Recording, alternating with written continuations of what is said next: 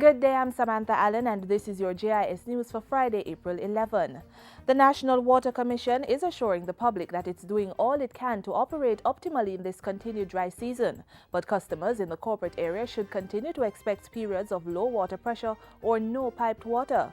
The Commission says it's challenged by continued steep declines in inflows from the major rivers that serve the large water supply facilities, as well as other problems that have developed on the network. As a result, it has implemented a new water supply regime for much of the corporate area that's served by the Hermitage, Constant Spring, Hope and Mona water supply systems. Piped water will now be supplied between 4 and 8 each morning and between 4 and 8 each evening to the mainly residential areas of Augustown, Ellison Flats, Bedward Gardens, Tavern, Hope Pastures, Beverly Hills, Mountain View, East Kingston, Norbrook and Manor Park down to Grandspen and Dunrobin. Mainly commercial districts such as New Kingston, Halfway Tree, Crossroads and downtown Kingston will be supplied primarily between 8 a.m. and 4 p.m. Sections of Portmore served by the Rio Cobre Tulla Springs water supply system will be supplied between 5 p.m. and 8 a.m.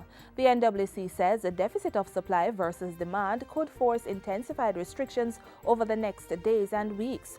Customers are urged to expect some irregularities in the supply and to do all they can to store water when available and to conserve usage. $123 million has been allocated in the 2014-2015 budget to strengthen the country's capacity in the export markets and decrease trade deficits. The funds will go towards the Economic Partnership Agreement 2 capacity building project to accelerate exports, enhance competitiveness, and further integrate the economy into global markets. Implemented by the Planning Institute of Jamaica with monetary support from the European Commission, the project should see a wider scope of improvement to laboratory services that meet international requirements and standards on food safety. The program, which runs until December 2017, will also provide increased market opportunities for the micro, small and medium enterprises, the MSME sector. The third phase of the Citizen Security and Justice Program, CSJP, will get $939 million to carry out its operations this fiscal year. The money will be used to provide vocational skills training to 500 participants and internship opportunities to 300 persons. CSJP will also hire a consultant to develop a manual to train parents, conduct 7 parenting education workshops and 4 business development training workshops. 18 sets of psychological testing instruments will also be bought. The project is funded by the Government of Jamaica, the Inter-American Development Bank, Britain's Department for International Development, and Canada's Department of Foreign Affairs, Trade and Development.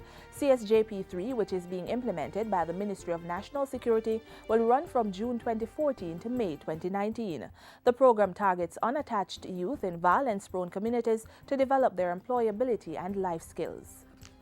The Athletes Insurance Plan will be launched in short order to help secure the welfare of Jamaican athletes. The announcement was made by Minister with Responsibility for Sport, Natalie Headley, in an interview with JIS News. The Athletes Insurance Plan will allow for 1,500 of our athletes who are in a national development program to be insured, and to also provide them with the kind of screening that would be required to ensure that we don't have some of the accidents that normally take place.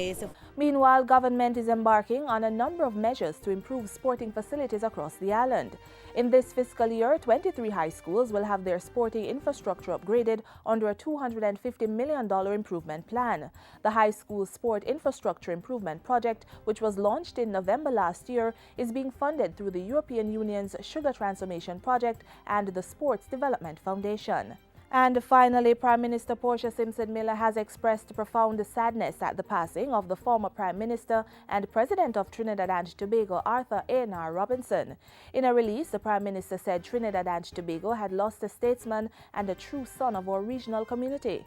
Mrs. Simpson Miller added that Mr. Robinson was one of the Caribbean's most accomplished leaders who strongly advocated for the sovereign rights of Caribbean people. She said Jamaica's thoughts and prayers were with Mr. Robinson's family and the government and people of Trinidad and Tobago.